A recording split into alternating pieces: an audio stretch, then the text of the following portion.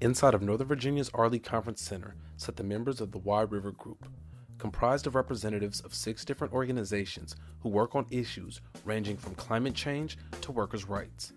This meeting's focus was to come together in an effort to work toward building long-term power.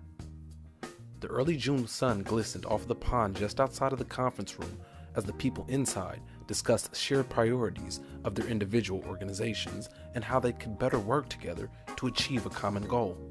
This concept of a unified objective was referred to as a North Star, and an idea that had been brought forth at an earlier meeting this year. The North Star, which in its simplest form is defined as building long-term cross-movement power, can only be achieved through the rigorous work of making sure that people mean the same thing when they use certain language. So rather than just struggling with words, the group used illustrations to express their ideas. This process produced a genuine conversation and gave birth to concepts that were later refined through data visualization by Catherine Madden. These steps allowed the group to move toward fleshing out the fine elements of their intentions. They imagined organizational experiments, brainstormed on possible logos for the group, and engaged in a discussion about what had previously been referred to as a quote-unquote marginalized community.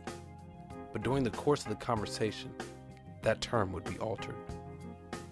The exchange started with a laugh and ended with one as well, but during the course of the dialogue, there were points of contention. Sarita Gupta shared a story with the group about how some people don't respect intersecting identities. Well, you've got to choose, like either you're a person of color or you're a woman. And I was like, holy shit. The laughter in the room was clearly at a shock. And as people gathered themselves, Sarita continued. This idea of impacted communities or marginalized communities is more than that frame of its people of color. And it goes back to like context. It depends on the context in which you're organizing. Erica Smiley concurred. You know, marginalized according to who? It's just still my context just really matters. The concept of context began to dictate the conversation. Judith LeBlanc weighed in. Most impacted means, you have the worst. You have the worst statistics, and so therefore require like special treatment because we are working in what others might call marginalized communities. Is the people who are closest to the problems are often closest to the possibility of finding the solutions. The term marginalized was beginning to give way. Most impacted was also losing steam. The words closest to the problem or closest to the solution seemed to be the terms of endearment. But that's when Natalia Cardona shared an experience that brought about a broader understanding. We interviewed frontline networks to figure out how they define themselves, and this is what they told us. And they do use the word most impacted. That's why I'm sitting here a little quiet, because I'm like, oh, okay. That's the language that they use, and they also use closest to the solution. She further shared with the group that on top of her insight coming from interviews with frontline communities, they were coming from people facing intersecting inequalities, which she noted is important because in the instance of climate disaster, a wealthy white community might get hit hard. Thus, they are closest to the problem. However, they don't face intersecting inequalities, so they are able to recover much faster and get more resources than people of color or poor people in a similar situation. The group understood, and her point aided the conversation's momentum. Smiley chimed in. When you're impacted, it's very urgent. So it's not necessarily saying that using the term most impacted is wrong. It's just the notion that other people may be impacted differently, and being able to explore that in a way that helps come up with the best solution, as opposed to just saying I'm the most impacted and thus nobody else can tell me what to do. Judith followed Smiley in addressing Natalia's concerns.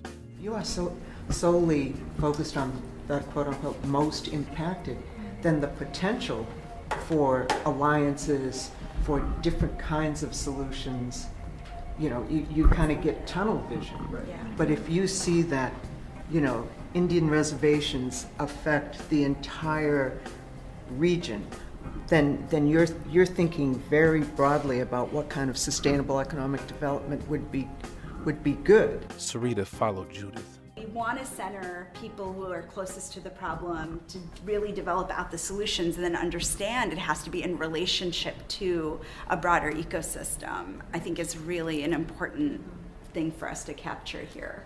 Jill Reese chimed in with a real-life example. I mean, if we know the problem is a lack of health care, then we have to talk to people about what that looks like in their lives. We know that's the problem. We don't maybe know what the issue is. And Smiley expanded on Jill's example. We collectively have clarity on kind of the big problems, and then there are going to be chunks of those problems that we take on in different aspects, and whatever, as we should, as part of the movement ecosystem, but that it's really just a matter of this relational practice of actually being in relationship with people who are closest to it.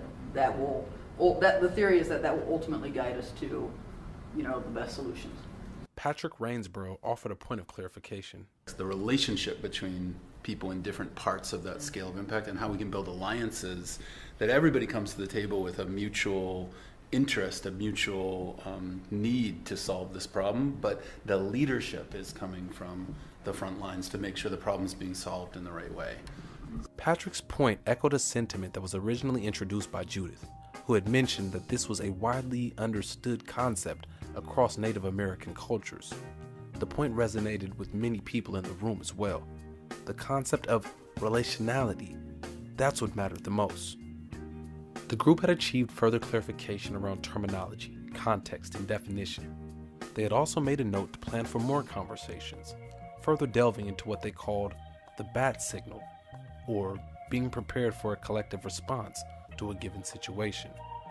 Sure enough, future conversations will have points of contention, but as long as they're bookended by laughter and understanding, progress toward a common goal, a North Star if you will, is sure to be achieved.